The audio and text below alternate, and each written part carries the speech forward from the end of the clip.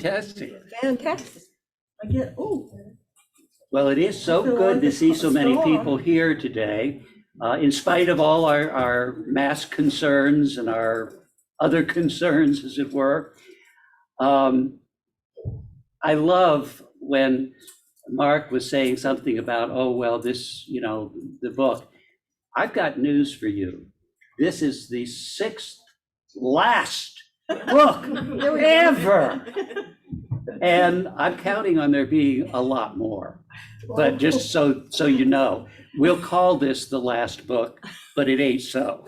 I don't know if you're right. I don't know.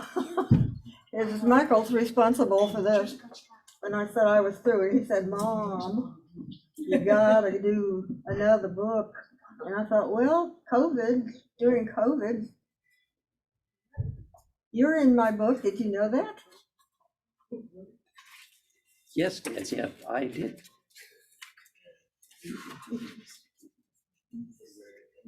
Check it out.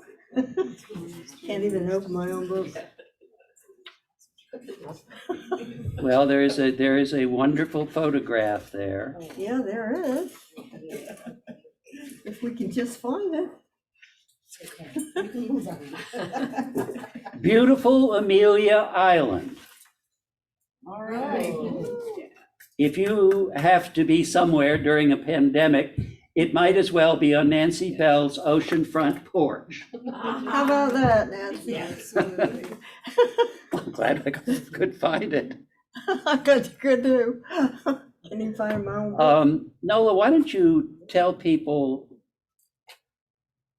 well, a couple things. One, from the cover, you'll notice there's something very interesting here.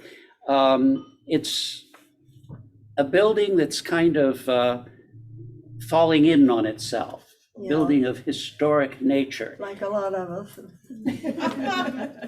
I beg your pardon. I beg your pardon. Right.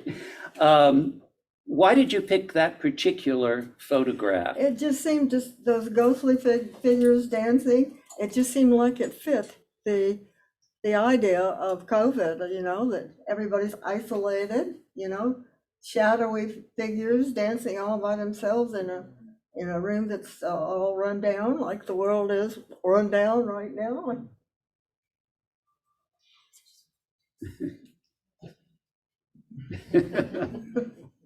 We're among friends, that's good. We are among friends. This is so lovely. So what were you asking me, Ron? Well, how did you actually put this particular volume together? Because it is a pastiche. You've actually included some poems by somebody else. Why did you choose to do that particular approach?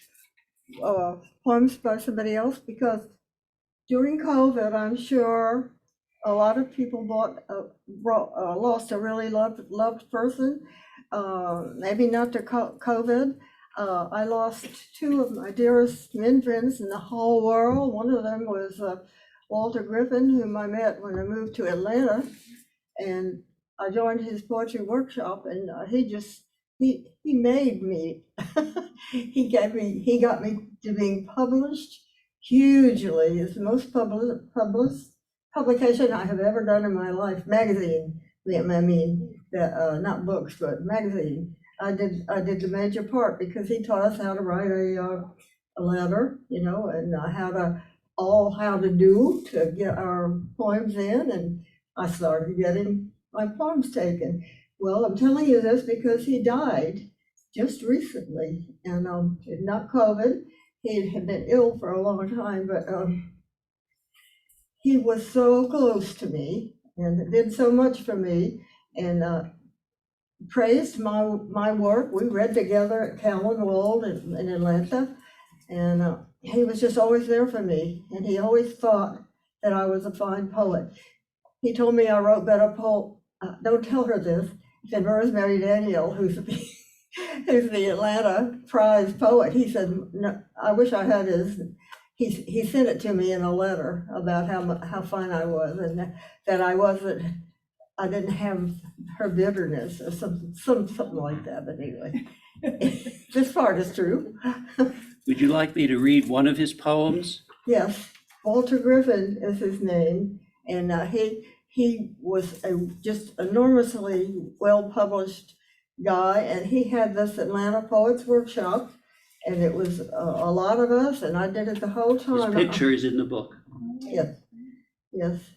I loved him. I miss him every day, and his son sent me a beautiful photographic homily or memory of him, and I have it on my computer, and it's just photographs of his whole life. So I'm very grateful that his son did that for me. So, Well, I'll read A Chance. all right. To be like Jesus, to make harp music from the slats of orange crates, to sip Thunderbird in far-off exotic cities of the Midwest, to sail in the sheets of boarding house afternoons, a chance to breathe the same air that Socrates breathed, to walk along the Ganges, to fish in the Seine or sleep in the belly of London, to walk the bricks of Zweibrücken, seeking the ghost of Beethoven, a chance not to die in rooms of plastic flowers and Jesus Christ pictures lit up on the wall, a chance to die in tunnels of my own mole-like digging, a chance to find my father's face, a chance to be a movie star. My face is as old as the W.T. Grant China. The return is quiet, dark, among dandelions, where paths carved by wild-footed boys have long disappeared, where the grass covers chiseled stones. A chance to feel the beating in my chest, to be a young poet one more time, to love in the woods before they darken, to touch my brother's hand at the Port Authority, though I do not know him, to survive motel covers and escape frozen lectures and endless late night movies. My silver buckle lies. I never was a Western rodeo star, never caught the touchdown pass, but I've known the night man in 100 midnight stations, a chance to have a chance.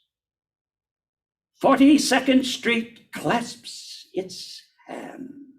The porno movie marquee changes, and I am the center of the universe where suckers stand in line waiting for tickets to the dog.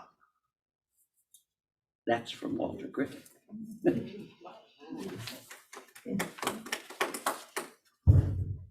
Read just one more of Walter's, and then we'll get to the book. But I put these in the book as a tribute to him, and I'm going to mail this book to his son.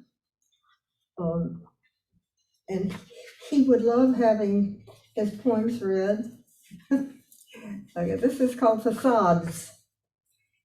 I bought a shirt at the department store. It had blue stripes and was a button down. Times have changed. I still have it and wear it open and not buttoned down. Somehow I am not satisfied. Perhaps I need elevator shoes. Number 2. I grew a mustache and then decided that I was not a peasant revolutionary, and so I shaved it off.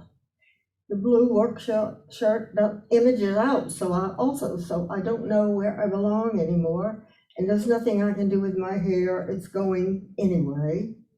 I sold my motorcycle, and then I met you. 3. My manhood would not fly with a 40-pound hunting bow. The shaft of aluminum arrows was somehow not enough. You listened when I cried in the night and talked to friends I would never see again, and of the dark clouds of 40 looming just ahead. I needed you in the final outcome. It probably should have been that way all along. Or your breasts are soft weights against my tongue. I seek to find the Himalayas in your body. Tibet beckons, and in the reeling room, walls change to maps, highways, whole worlds converge as I drive my spirit like a wrecked car through the trees outlined by your body until I feel the way, and it too is darker than the breakfast of your eyes in the morning, still painted like Italy. Lovely last night.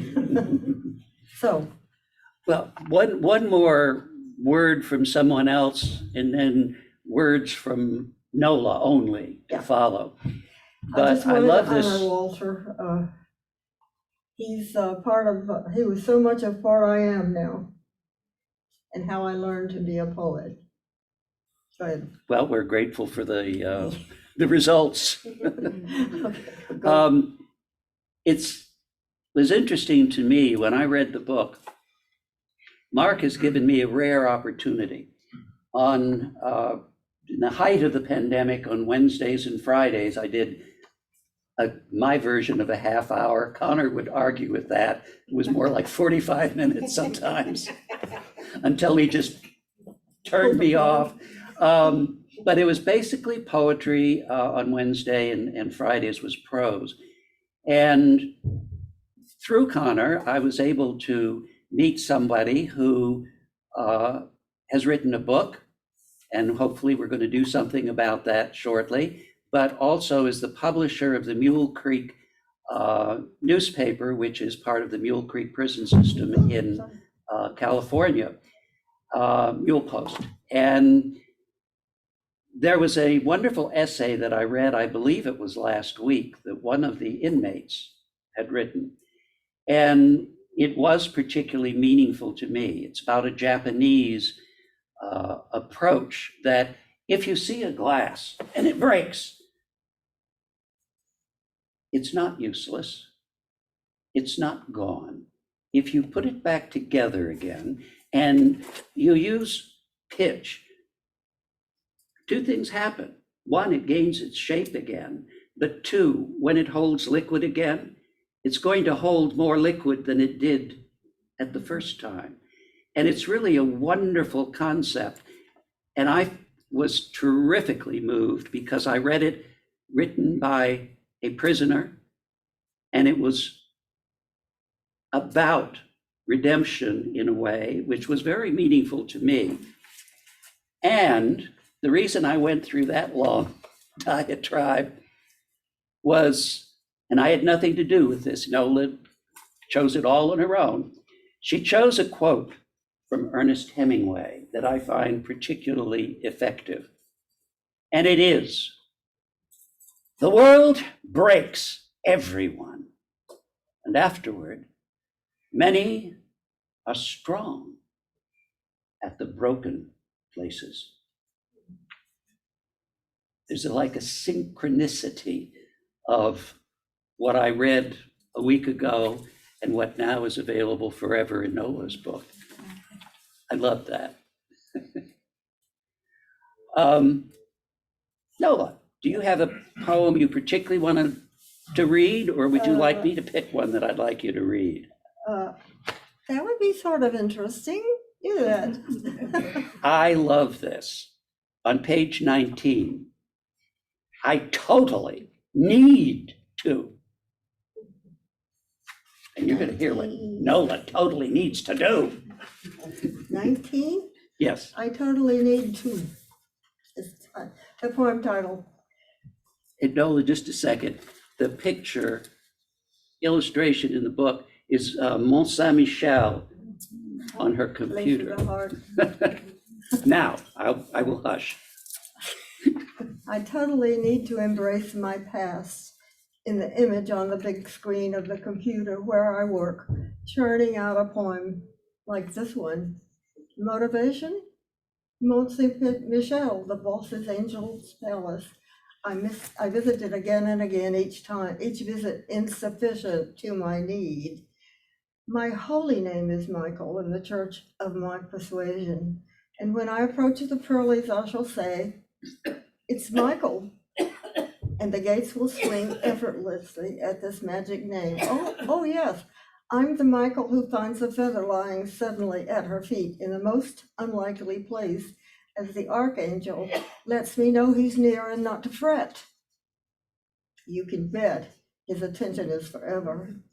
So in the end, and I am no more, place this body in deep ocean where the moat will find me eddying peacefully against one of the walls, no barriers for me. And almost as was filmed in a scene of Green Dolphin Street, I will rise up as if on angel's wings in that tunnel, which ends Chez the nuns, there to be received as the pilgrim I was, welcomed to my justified home. Okay. And You want me to choose one for you? yeah, you choose one for me. All right, We'll see what she picks. all right, coming up. How about the dreams we float in on 37? The dreams we float in. Dreams, we are told, come to tell us something. The ocean you love can be both friend and enemy. Blissful days on the beach are rippled bottoms of tide pools that become playpens for darting minnows. The benevolent sun blessing your shoulders.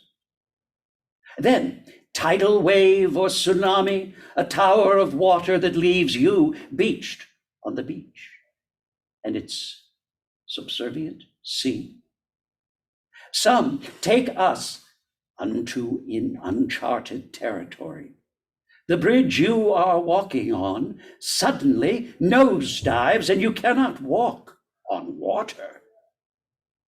The treaty you resolved with someone, when after the finale there was residual retribution, you offer again in the dream world with no better conclusion.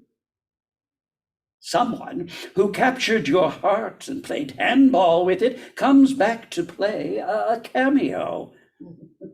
They are never kinder there. We are never finished. Dreams lurk in the crevices, the endless hold of the unconscious. Now, those are the dreams we float in. Okay, let's see. Oh, if you would, read this one on 20. For Lise, tell them who she is first. Oh, There are all a right. couple photographs In there. in here, which one of the things I love in the books that Nola has been doing recently, she always gives you some visual reference. And somehow, to me, the words are important, but the pictures make a lot of difference. It's a different They kind of a enhance connection. it. They enhance. They do. But tell us a little bit about Lise before you even give the poem. Lisa Gett, a poet friend that I met when I first went to Paris in 1990, and there was a workshop with Carolyn Kaiser at the wing of the American University there.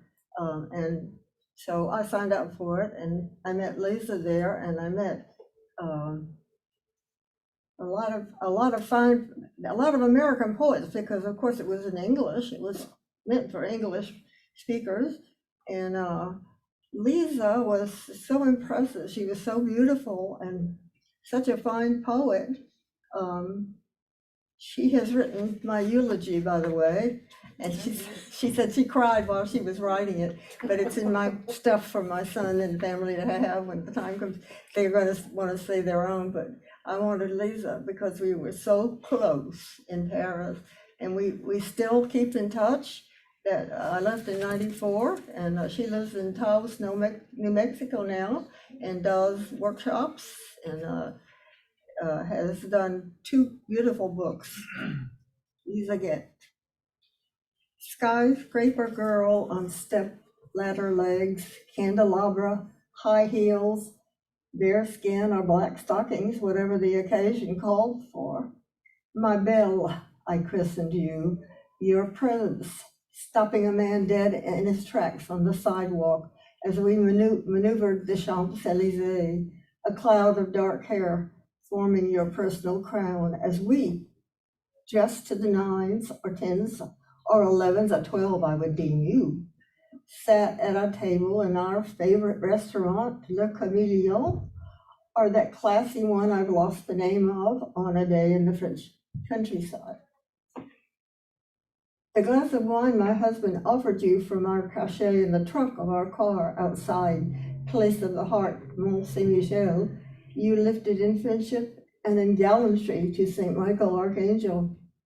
Then up we all went on the circular stairs to access a wide balcony amphitheater where on plein mer, we watched the ocean slowly and resolutely take over the land below.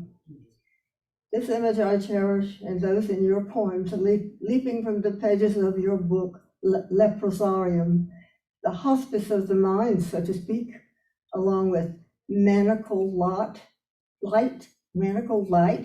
the owl with the chiseled face of Saturn, the burnished lot of October, time dangling from its lanyard, and maybe best of all, if I am drunk, you are the bar. And from the moment of conception, one is dying. And dying, we are, my belle, I who loved you, and you have written the eulogy for my passing over. Very nice. I have to tell her that Ron asked me to read that. She'll be very pleased. You know, there's something interesting. This series that Mark invited me to do has been very meaningful to me. I just read Joy Harjo has a book that is about to be published. It's not available yet, but she takes a lot of the Native American imagery and she's telling her life story, but she's not just saying, oh, I was born and this happened then and this and then that. It's an emotional journey where she learned something, she validated it, she wrote it down. But not only that, sometimes a poem evolved out of it, sometimes an ancient story from her past. And she was Native American. And the reason that I'm mentioning this, Nola picked an image in this book. She says, Of Joy Harjo, yeah, whom I met in Key West at the Hemingway Festival. she mentions, the owl with the chiseled face of Saturn. I'm going to take you in 2 journeys. One is the owl, which is in Native American, and I didn't know this until end of last week, is a symbol that the Native Americans use for a passage, a change, something's in the wind. It doesn't necessarily mean a death, as some people have been told it means, but it means something is happening. And the more you go to other poets, to other novelists, to other cultures, it's fascinating. The more that a lot of the things that happen here that Journey Nola is taking you on, actually have quite a relevance here. Well, having said that, why don't we have another Nola poem? I'm honored. If I were given my druthers, I'd just have you sit down and start reading and just not stop. Okay, well, I've always read with you. Well, that would be kind of a disaster if I didn't, I would if I not. wasn't sitting here with you. Oh, page 33, asking the ibis.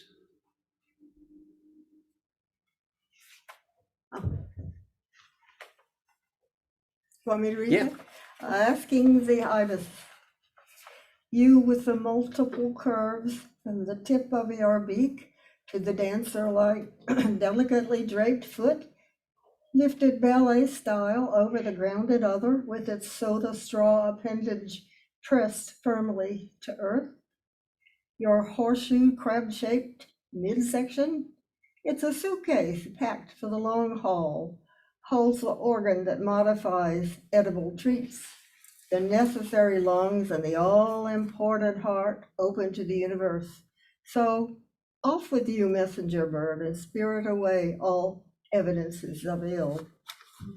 Love the birds. We live in a bird paradise, we do. I think there are over 97 different birds on this island that actually nest and grow and survive. This is a birder's paradise. Elder Hostel even has one program specifically that is birding oriented, and people go, painted bunting. You have not lived until you've seen one of those. There are just so many fabulous birds here on the island. True. I'm going to read Breakfast on the Porch, and you'll see at the end why I thought this was a good one to read. Following Hemingway. Shh! Don't let the cat out of the bag. Sorry. See, we haven't rehearsed this. Well, we don't ever say what we're going to read. That's why I love to read with Ron. I never know what he's going to choose. He never knows what I'm going to choose. And it's just a kind of a delight to each other to We see what surprise each other. Yeah, we surprise each other. Breakfast on the Porch.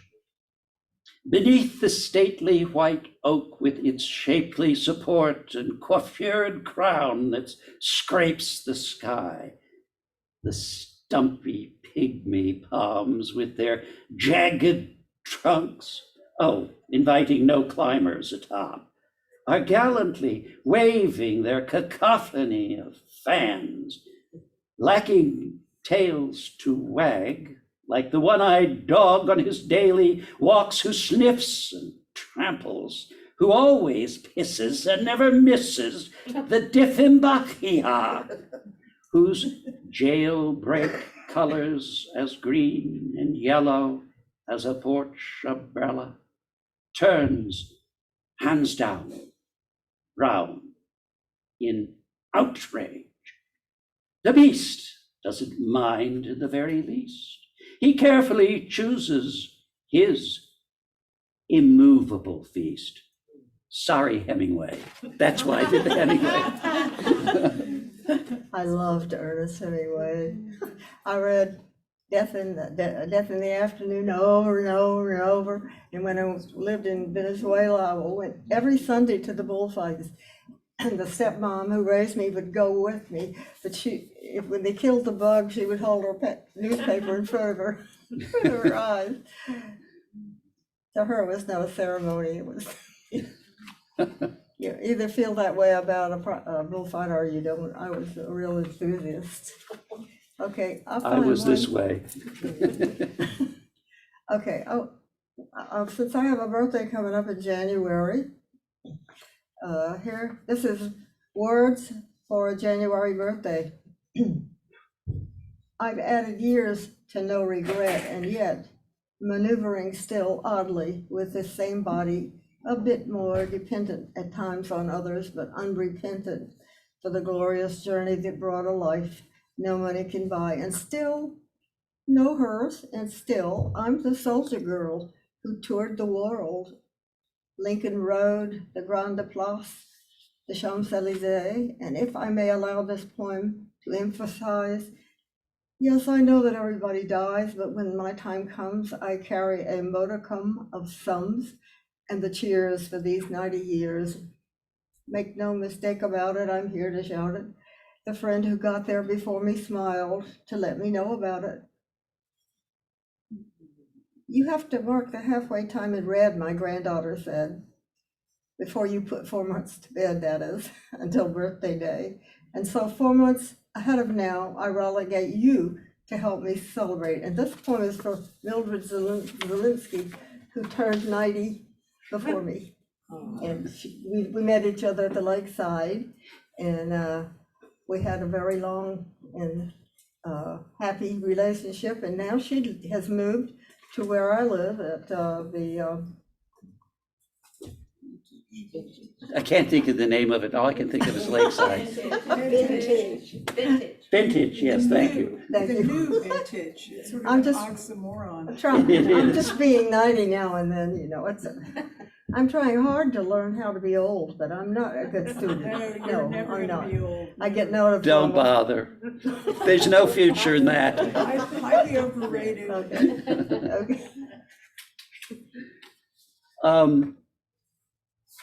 Well, there are some very COVID-like poems that I wrote.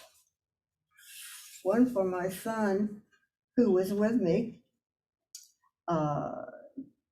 And I have a picture of him in here, and I was so happy to have him with me. He teaches at Embry-Riddle University, but of course, there were no classes, so he was with me the whole 2020.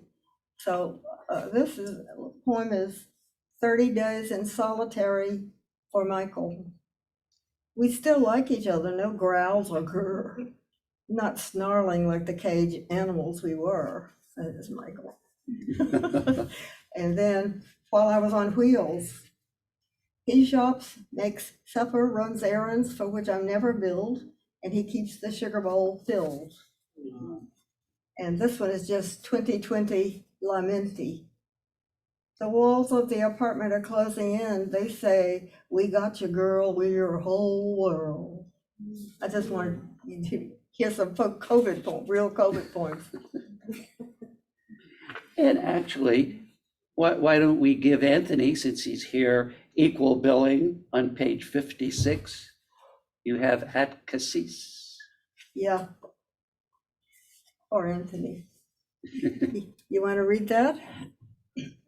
Well, you read it. That's your poem to him. Thank you for the ones who have been here for the long haul. Who needs a Pulitzer? I have Anthony, I have Michael. At Cassis for Anthony.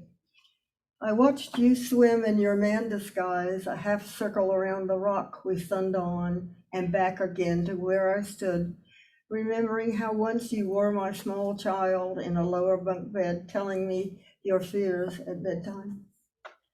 As you circled around me, it was as if I were suspended 30 feet high in a turquoise sky, you said, looking down where squids slide over spines of stone, where hides the small octopus you watched with pain someone kill for pleasure on our rock. Graceful as a porpoise, deep water bound, you disappeared, head, then feet, fading images, resurfacing as I waited, as I always wait, for reassurance you will rise up as certain of your direction, as giant sun-clapped flowers in the south of France, acres of them, clocking past our car windows, turn their faces toward the source of greatest light. And in the book is a picture of him swimming at Cassis in the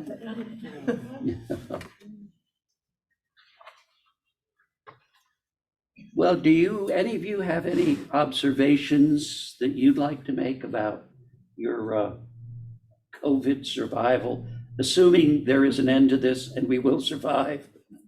I'm very positive. I'll say something. I just encourage people to look for the silver linings in it, because we have opportunities during this time to do things that you never really thought would happen. In my personal life, our daughter's fiance came to live with us for almost a year and a half before their marriage. And when would we ever have been able to learn about him so intimately if we didn't have him actually living in our home? And an added bonus is He has a beautiful singing voice, and he's an outstanding cook. I mean, he's from Mexico, and he's just been a delight. And so I just count this silver linings.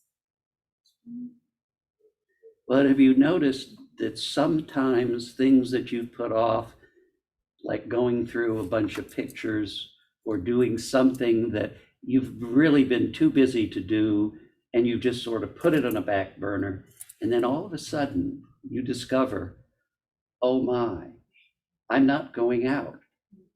What can I do?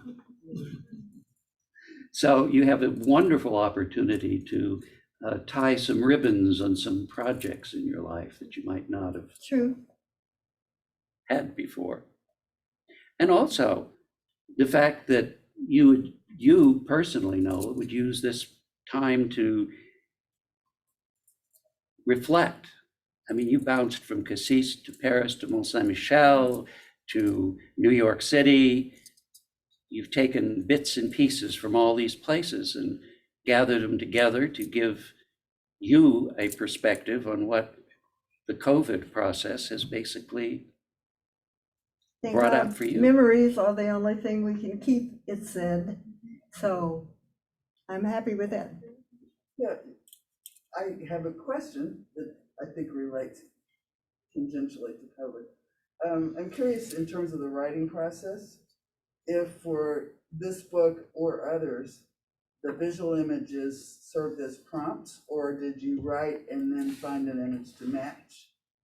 Or I have both? my hearing aid in and just seldom hear them. I'll take this off so you can lip read. I'm wondering if since you're tying the visual images to the poems, did you find yourself going through old pictures and pictures becoming prompts for the memories? Or were you writing and then finding pictures to illustrate?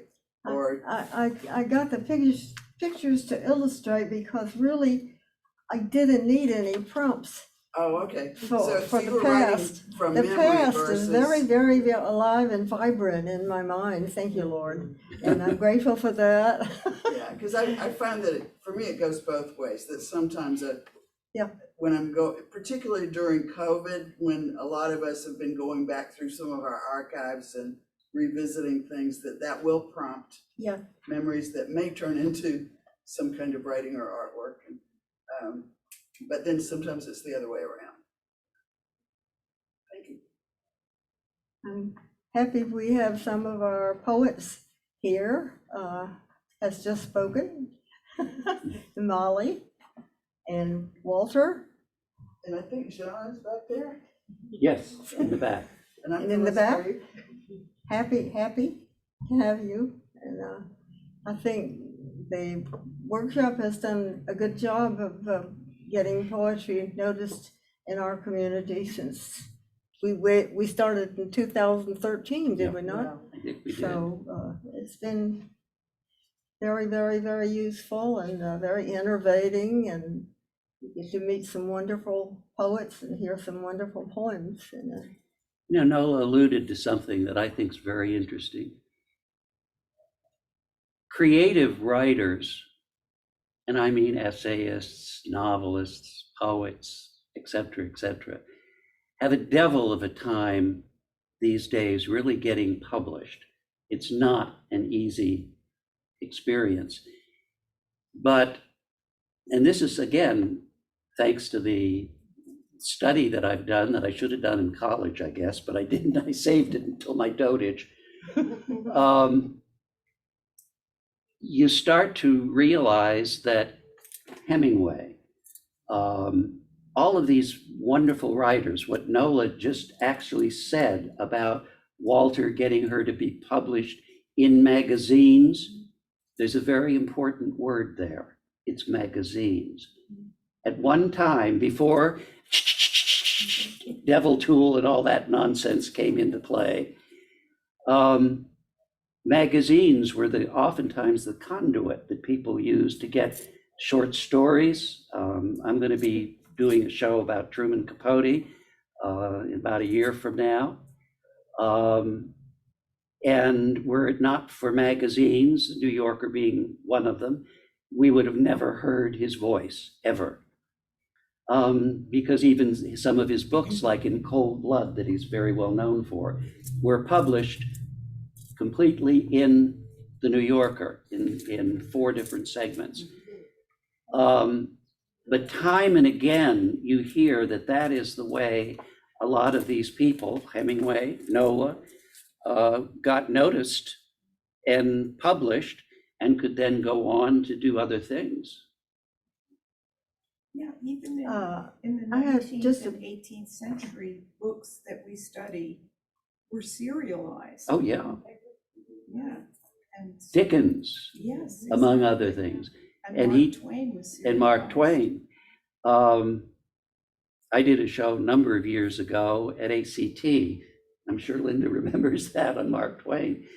But it was interesting because it was a one-man show, but almost all of the segments that were done on stage were taken from books that had first been published in magazines and stories published in magazines. Heavens, we wouldn't have had Sherlock Holmes had it not been for magazines. So, were there any other questions anybody had? Yeah, to What? go back to COVID for a moment. Okay. Just wondered if everybody else's experience kind of mirrored mine. Some of the things I thought, oh my goodness, I'll have all this time, all right. What I expected would happen, didn't. And what I had no idea would happen, did. Yeah. Anybody else have that?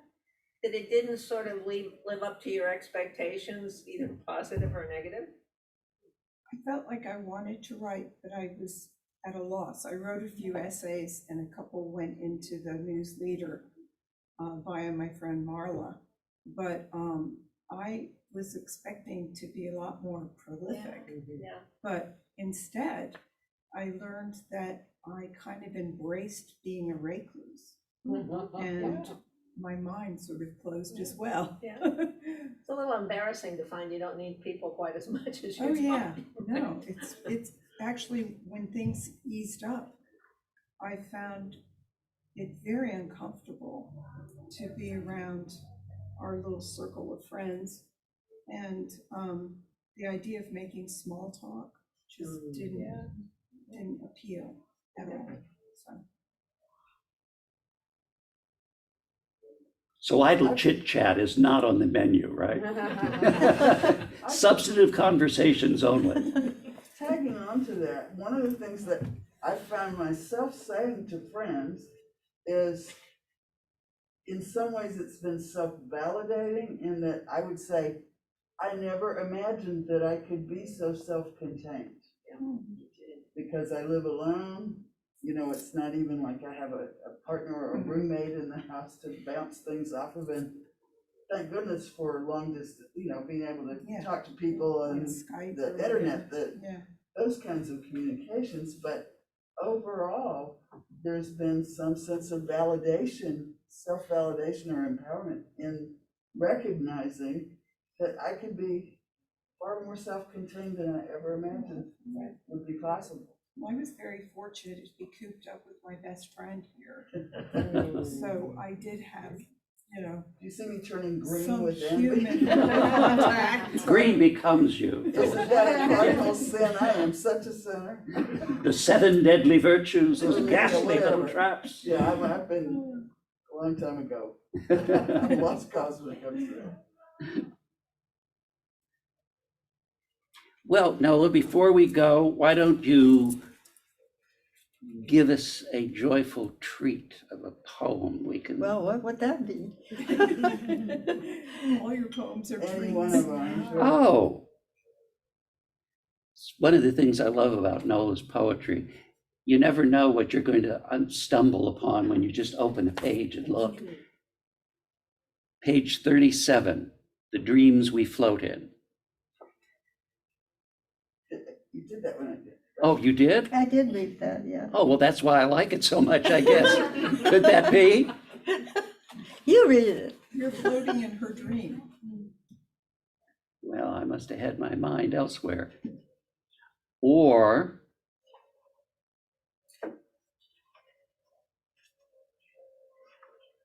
no, wait.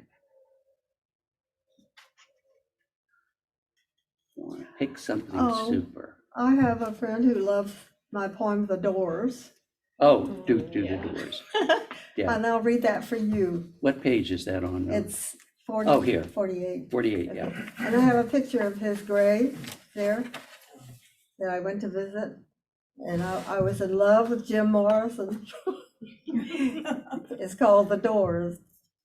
Young visitors to his grave at Père Lachaise wonder why an old chick like me gets up on his tombstone, which is littered with flowers, wine bottles, and written upon with loving graffiti, to take a photograph. They stare, they hide smiles, not knowing that when my son slept, I played The Doors, dreamed of unbuttoning my blouse and walking with Jim Morrison down the dark alleyways of Jacksonville.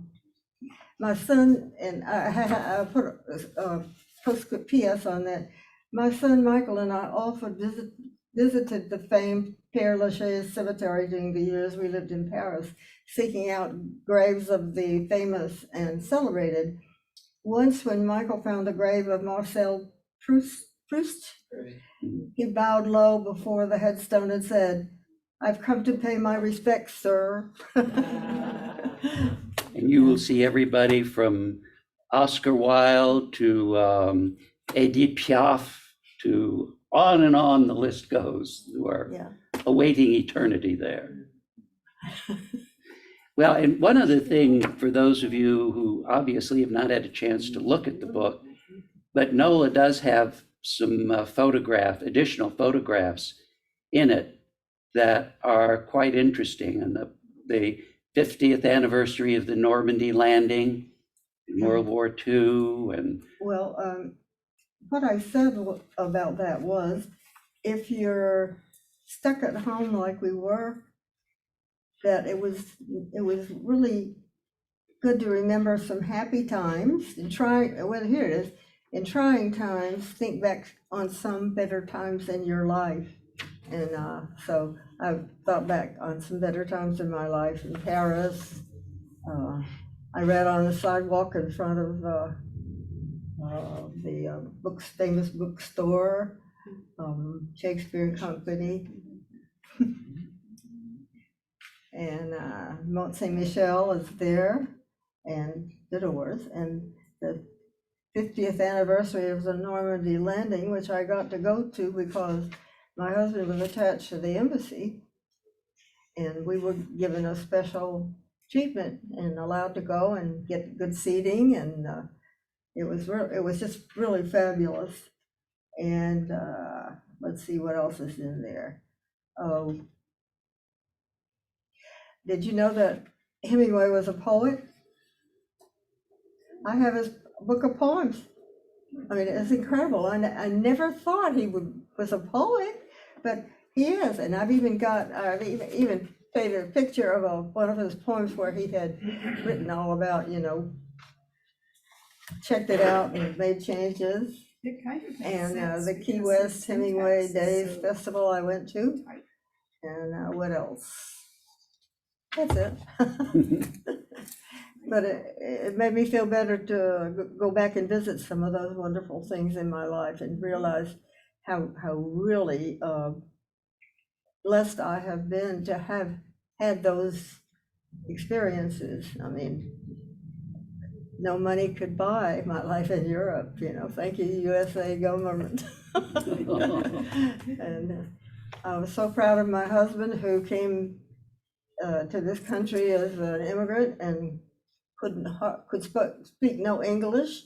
He was drafted into the army, and but he wasn't even a citizen. The first married man in Bernardino, drafted at the Korean War. He didn't go to Korea. He went to Europe. He was sent as an interpreter to Germany, and the CO in Germany took John to him and had him run his Jeep, and gave him permission to go to to home to Marseille, and because he was still a French citizen, the guy said, well, if you get caught, don't say you don't know me. I didn't say you could go. And but what I'm proud of him most of all is he had the GI Bill, and he went to the university in Gainesville. It took him a little over 4 years to get a degree in civil engineering. And at that time, my aunt worked for the Attorney General in Tallahassee. And I asked her if she would ask him to help my husband get a job with the government, because that's what he wanted. And he did. So he went to work for the Corps of Engineers. Then when we moved to Atlanta, he worked for the FAA. And when that plane was bombed, and fell in that's when the president at that time sent a man to the big cities of Europe to work with host government at the American Airlines that flew in there. And so my husband applied for Paris, and he got it. It was like coming home as an American citizen at the American Embassy. I mean, it was really something. It was something. love I had to that put that story in plug for itself, him. just the At all my poetry readings, he always was the maitre d', and he had the wine and served the wine, and he was also happy to be involved in that. So, You said he was a good cook too. oh my word, yes, I was his sous chef.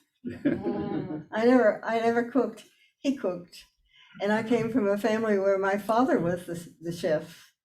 And when I married, it occurred to me, wow, I've got to go to the grocery store and buy food, and then I've got to cook it. So anyway, enough personal. Well, folks, want to thank you on Nola's behalf for coming this afternoon.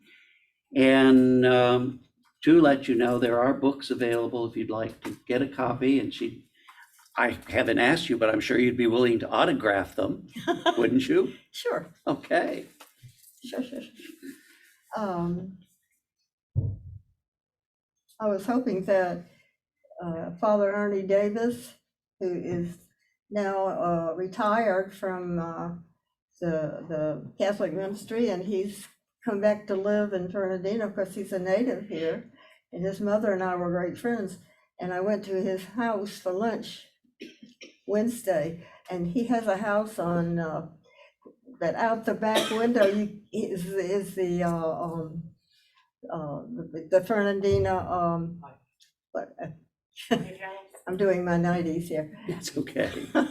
Someone said lighthouse? But it's lighthouse. Lighthouse. The lighthouse is right in his backyard. It's fabulous, and so you'll be, if you are any Catholics here, you will be seeing him at Mass at St. Michael's from time to time. And You know, that lighthouse is really quite a treasure that I don't think all of us appreciate. But it was literally